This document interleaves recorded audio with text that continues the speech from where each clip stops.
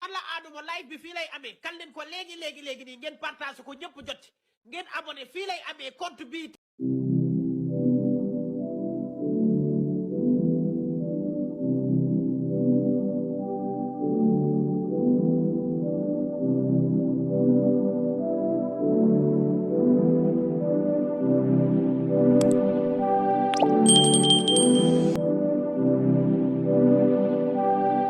Nabou day lëre police yi di leen tegal leneen loo xamante si nii ay nettali la moom la war a wax mais Nabou dafa sax xam naa ko ndax à tout moment mën naa laal 40 000 du lu bees ci man yàgg naa ko am nag xam naa ci ñu ndaw ñi la bees mais man moom 40 000 bi li xew ci samedi bi ba jàpp ci dimanche bi suuru cant ya ak na mu demee xanaa xamul leen ne Nabou Leye yàgg naa nekk bandi Nabou Leye far bu ma mas a am bandi nga ay feeru geng da koo mas a neex ba muy génn ak bàcce seeraas defet na lu rëy biir Pikine waaye loolu duma ca wax parce que kaawu ko dee kii la ni lijjanti Aziz Dabala tey ba ngeen yeewoo gaa yi gisu leen version yi ni mu sensé lan waxoon affaire góor jigéen la ma ñëw weddi leen loolu ba mu set ne leen dañuy duul déggatoo ko ci prononcé jëm ci wàllum góor jigéen déedéet pis yaa ngay saase rek man lu ma leen wax du deñ li fi am laa leen di wax moom la ñuy bañ a wax ñoom déggatu leen ko communiqué ci loolu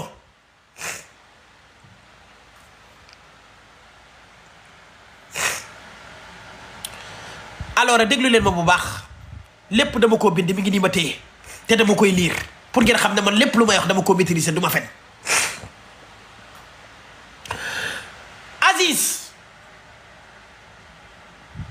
dafa am ñu mu joteel foofu ca Pikine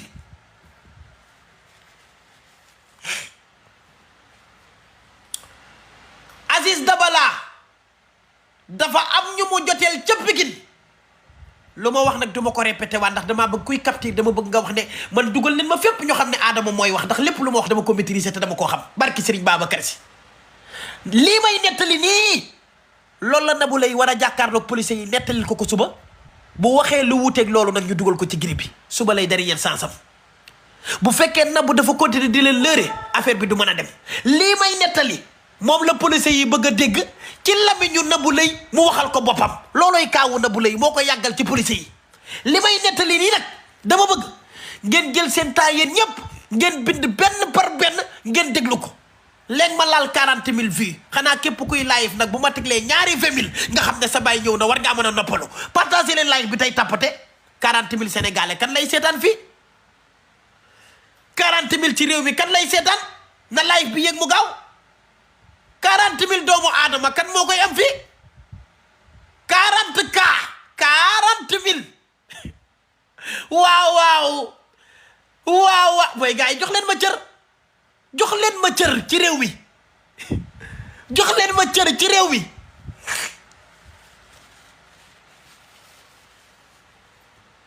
day dem 50 sax ma ne ko day dem 50 waaw gars yi na live bi yéeg partage yi na kawe tampate leen écran bi mu laal 10 millions tampatas mu gaaw lii ma leen di nettali lii dama bëgg yéen ñëpp ngeen enregistré ko ngeen bind ko te xam ne kaa bi du rayee Aziz Dabala ak Wally lii la demee léegi nag Nabou Leye suba bu jàkkaarloog juge bi lii la ko war a wax lépp lu ci Nabou Leye wax lu wuuteeg lii dina ko dugal parce que suba la war a jàkkaarloog procureur déglu leen ma li may expliqué nag bu baax ngeen bind ko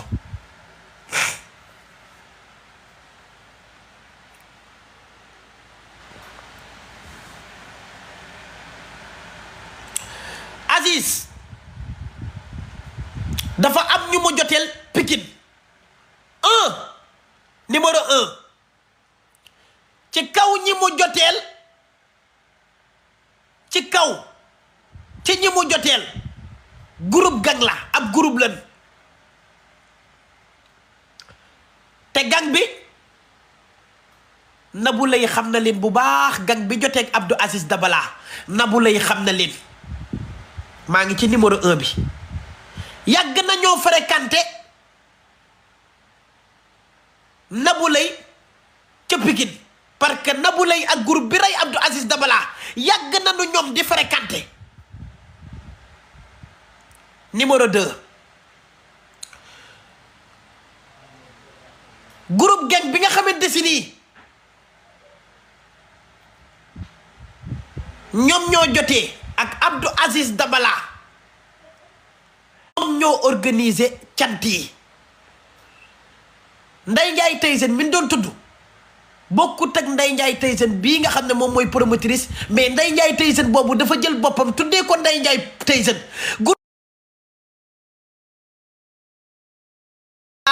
bëggul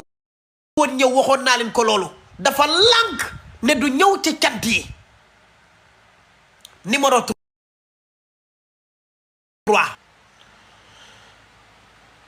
Aziz bi ñu xamee ne bëggul ñëw dañu koo jaarale ci Nabou Leye bi ñu xamee ne Aziz bëggul ñëw ci cant yi dana koo jaarale ci Nabou Leye. numéro 4 Nabou Leye ci boppam mooy ki forcé Aziz Dabala pour mu ñëw ci cant yi puisque dañoo invité Abdou Aziz Dabala mu bañ ñu jaarale comme moom Nabou xamante nan te moom Nabou yàgg nan te moom Nabou ay xarit lan te wóolu na Nabou forcé Abdou Aziz Dabala ba mu ñëw ci cant yi maanaam cant yi bu ci Aziz tegee tànkam yàlla ak Nabou Leye moom moo tax mooy numéro 4. numéro 5 bi Abdou Aziz Dabala ñëwee ci cant yi dañu koo provoqué groupe bi dañ koo provoqué ñu bagaar ak moom ñu jot a xeex ñu jàppante ak moom. jamono boobu meilleur ami Abdou Aziz Dabala teewoon na fa meilleur ami Abdou Aziz Dabala teewoon na fa il était présent coow lu metti lan doon coow ak Abdou Aziz Dabala. numéro 6 Nabou Leye ba coow li méttee ba nu songonteeg Abdou Aziz Dabala Nabou Leye moo yekkale Abdou Aziz bi coow li ëppee loxo mu daal di koy rawale. Nabou Leye ci boppam moo yóbbu Abdou Aziz Dabala gàllem ci appartement wam maanaam Nabou Leye moo ànd Aziz Dabala yóbbu ko ci appartement ba. gars yi live baa ngi bëgg de nanu tàppate écran bi.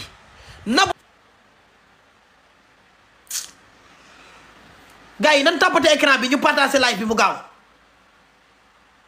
yéen ay vie moo leen jaaxal vie yi mooy problème bi wala nu mu demee nii gars yi.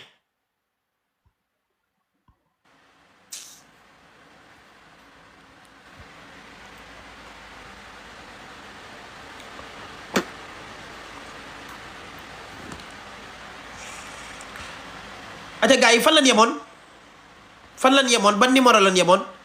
lii day laaj nga commencé waat ko quoi loolu mooy problème bi. gars yi fan lan yemoon ban numéro lan yemoon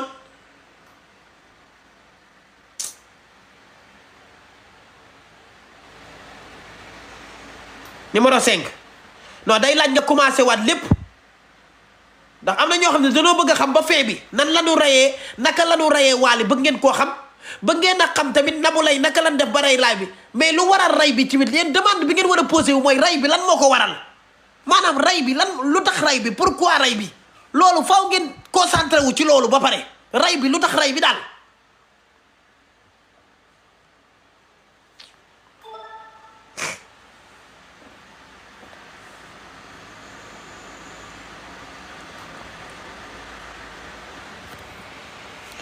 numéro 5 wala ma commencé waat ko rek te ma koo jëlaat en charge commencé waat ko ma commencé waat ko à 0 parce que xam nga lu tax sinon damay réer te yéen tamit da ngeen di réer naa ko commencé waat à 0 rek parce que tant lépp bind naa ko da ngeen di réer wala ma réer rek baal ma commencé ko à 0. histoire bi dafa gudd de par numéro la numéro 10 11 12 13 13 la yem mooy fee bi 13 mooy fee bi numéro 13 la yem 1 la ba 13 léegi da ngeen di déglu am gars yi da ngeen di tàmpate écran bi ngeen partagé ko moytu leen ñu signalé ñu waay gars yi tamit nag nan bàyyi signal yi yàlla def na ma ni may mel ci Sénégalais yi ba pare waaw léegi nag yéen pour li ngeen ma mën a fayee xam nga mooy leen après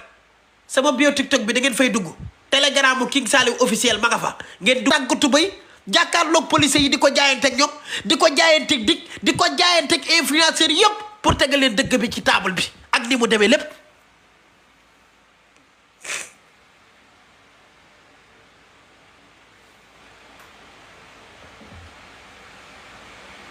aja dañuy commencé waat Aziz Dabala dafa am ñu mu joteel Pikine numéro 1 ci kaw ñu mu joteel Pikine groupe gang la maanaam benn groupe gang lan ab groupe gang lan ay wëyu lan ay bandi lan ay délinquant lan te gang boobu Nabou Leye xam na leen bu baax yàgg na noo fréquenté Nabou Leye ñoom ñoo bokk seen Pikine Nabou dafa mas a yàgg nekk bandi ak délinquant far ba mu mas a am wëyu la am na lu mu defoon ba muy nekk ak bàcc seeraas wax naa leen duma ci ñëw ndax kaa boobu noonu jàll na nan focus ci ku dekki numéro 2 groupe gang bi nga xamante si nii ñoom ñoo jotee ak Abdou Aziz Dabala ñoom ñoo organiser cant yi bi ñu organiser cant yi ñu daal di invité Abdou Aziz Dabala maa ngi ci numéro 2 bi mais Aziz bëggul woon dem dafa bañ ne moom du dem ci cant yi numéro 3 Nabou Leye ci boppam moo forcé Abdou Aziz Dabala ne ko ñëwal ci cant gi puisque ñoom ñaar xamante nan te miinante nan te wóolu na ko te xaritam la Aziz hésité bañ Nabou forcé ko ne ko ñëwal ci cant yi maanaam Abdou Aziz Dabala bu ñëwee ci cant yi yàlla ak Nabou Leye moo tax numéro 5 Aziz ba mu ñëwee ci cant yi dañ koo provoqué xeex ak moom jàppanteeg moom histoire ak moom meilleur ami Abdou Aziz Dabala teewoon na ci cant yi il était présent ñu histoire coow lu metti lool ñoom ak Aziz numéro 6 Nabou Leye moo yëkkale Aziz ci coow li ba coow li ëppee loxo coow li ëpp doole cant gi di riir histoire bi bëri lool coow li bëri lool Nabou Leye moo rawale Abdou Aziz Dabala moo jël taxi dugal ci Abdou Aziz Dabala yóbbu ko gàlleem Nabou Leye ba muy yóbbu Abdou Aziz Dabala maa ngi ci numéro 7 Nabou Leye ba muy yóbbu Abdou Aziz Dabala moment boobu cant gi jeexagul mais ñoo ngi coow ci seen biir xeex bu metti si lendemain bi dama bëgg ngeen déglu bu baax ci lendemain bi gars yi am ñu dem ci cité bi mooy lendemain bi ci lendemain bi ci la am ñu dem ci cité ba ci la ñu rey Abdou Aziz Dabala le lundi matin déglu leen ma bu baax ci lendemain bi lendemain cant yi ci la ñu rey Abdou Aziz Dabala lendemain cant yi dimanche la woon lundi matin boobu fekk na Waly xëy maanaam Waly nekkul woon ci kër gi lendemain bi gaa yi demee ci cité bi ci lendemain boobu ci la ñu reyee Abdou Aziz Dabala mais fekkoon na Waly dafa dem xëy maanaam Waly nekku fa woon le lundi matin boobu Waly xëy na dem na liggéey mais Wally teelul liggéeyi nag te foofu la leen bàyyi maanaam ba di ñëw ci kër gi fekk bi Wally dafa waroon a xëy liggéeyi demoon na liggéeyi Wally teelul woon a dem liggéeyi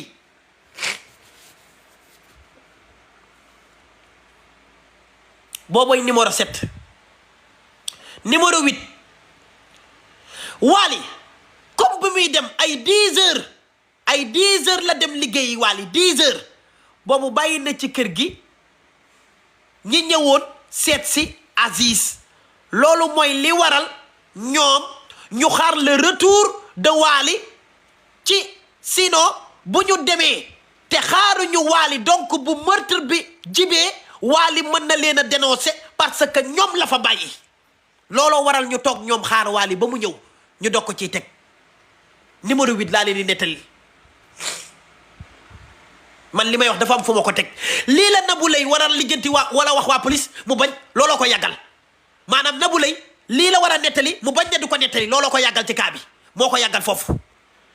numéro 8 bi waaw fa laa tolloon numéro 8 bi mooy Wally ay 10 heures la dem liggéeyi boobu bàyyi na ci kër gi ñi ñëwoon seet si Abdou Aziz Dabala loolu mooy li waral ñoom ñu xaar le retour de Wally sinon bu ñu demee te xaaruñu Wally donc bu meurtre bi jibee Wally mën na leen a dénoncer parce que ñoom la fa bàyyi numéro 9 ci laa toll nii mais ce lundi numéro 9 laay waxe yéen de mais ce lundi Wally dafa teel a wàcc te heure bi mu wàcc du heure am déglu leen ma bu baax lundi bi Wally daa teel a wàcc mais Wally heure bi mu wàcc du heure am ndekete ñi rey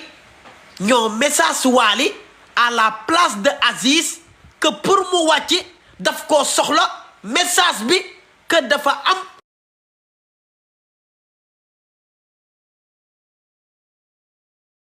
bi mu ko waxee kenn ki moo ñëw ci appartement bi immédiatement loolu moo waral Wally teel a wàcc bu leen seetloo Wally ñi mu bokkal seede nañu ne Wally liggéeyi na ci lënd bi mais dafa teel a wàcc bàyyi nag may déglu est-ce que yéen a ngi déglu kaa bi numéro 9 ci laa tolloon ak yéen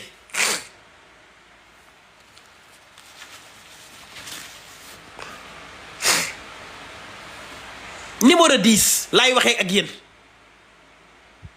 10 ci laa toll nii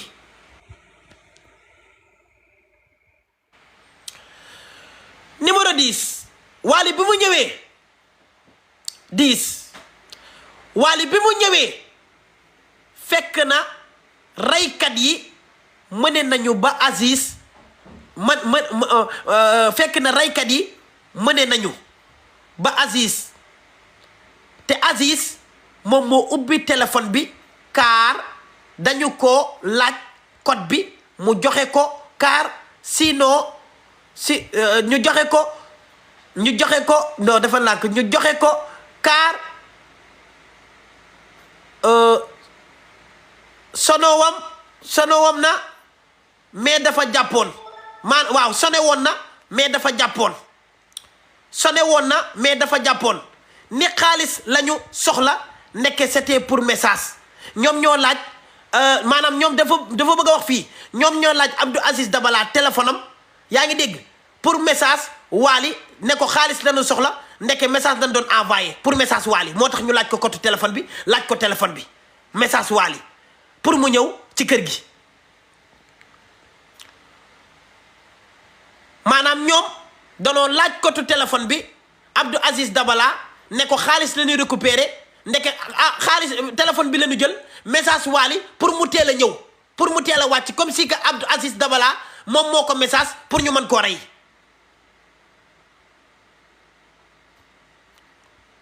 mën koo rey aussi car gis na leen xam nga Wally da leen a gis ñoom bi ñu dugg ci Wally sax moo leen wax que Aziz moo ngi ci biir maanaam ñoom ba ñu dugg ci biir appartement bi Wally moo leen wax ne leen Aziz mi ngi ci biir appartement bi loolu moom mooy numéro 10.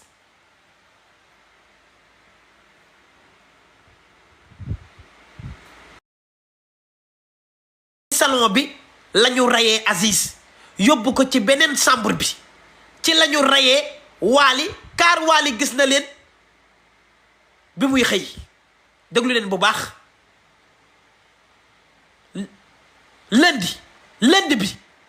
ba Wally wàccee ay 14h15 maanaam 14h15 ci bëccëg dugg fekk ci salon bi lañu rayee Aziz yóbbu ko ci beneen chambre bi ci lañu rayee Wally car Wally gis na leen bi mu xëyee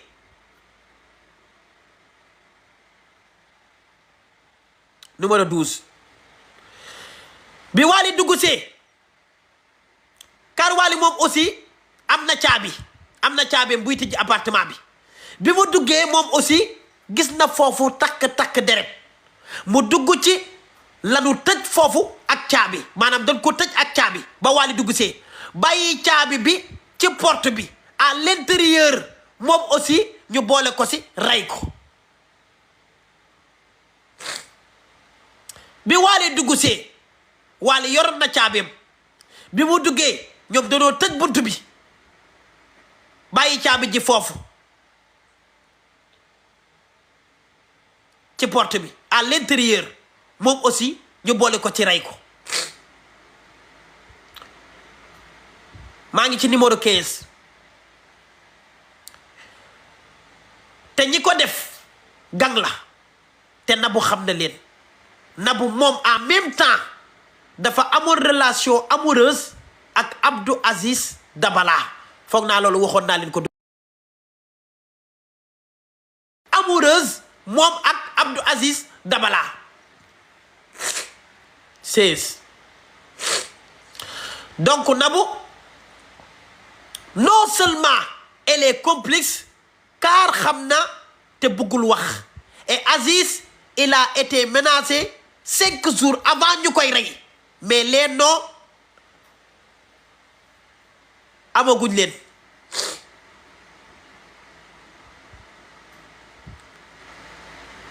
Nabou li tax bu nekk complice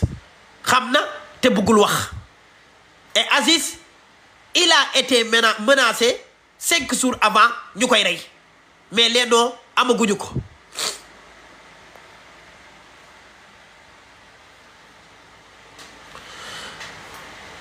pourquoi Nabou waxul lu leer car si la bokk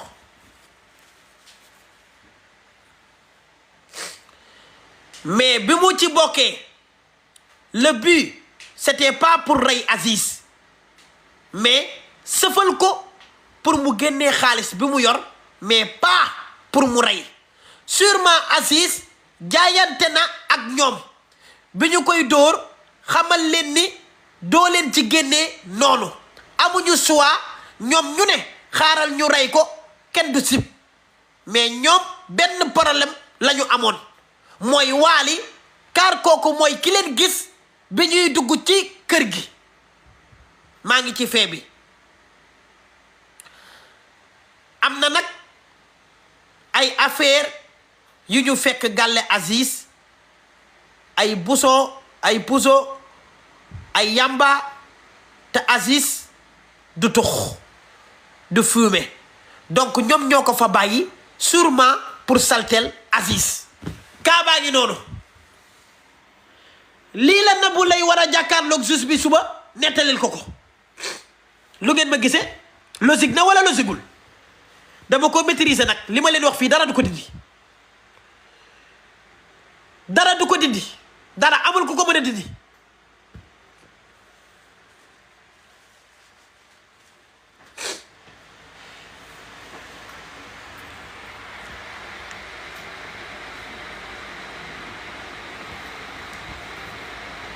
nu ngeen ko jàngate lii mooy kaa bi lii moom moo xew Nabou lay noonu la ci taqe léegi nag Nabou dafa war a jàkkaarloog juge bi wax leen li xew mais Nabou day bëgg a lëre gaa yi wax leen leneen tegal leen leneen xamal leen leneen xaw ma woon dama doon nelaw yëguma woon nangam te yëg nañ parce que police yi danoo localiser seen téléphone ñoom ñëpp xam ne lieu bi moor bi nekkoon ñoom ña nga woon jour boobu noonu ñi ngi woon kër Abdou Aziz Dabala am na dof yu naan ma waa kon Nabou nan la woowee magu kii bi Nabou nan la dégganteeg moom dan ne la dañu leen a localiser ca jour ba xam ne téléphone bi ñu yore nekkoon na ci jour boobu crime bi di xew mais kenn waxu la dafa bàyyi téléphone bi amul lu mu wootee ay dof ngeen rek yéen ni ngeen feebare